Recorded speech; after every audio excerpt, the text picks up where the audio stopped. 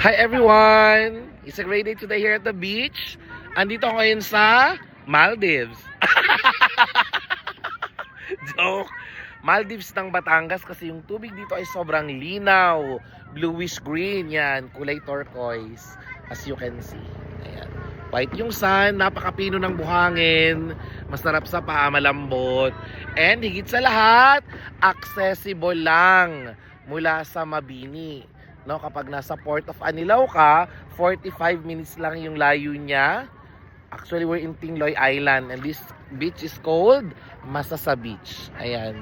So maraming dumadayo dito ng mga turista mula sa Manila. Ayan.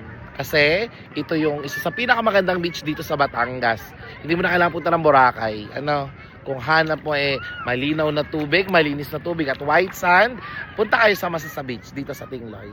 Bye!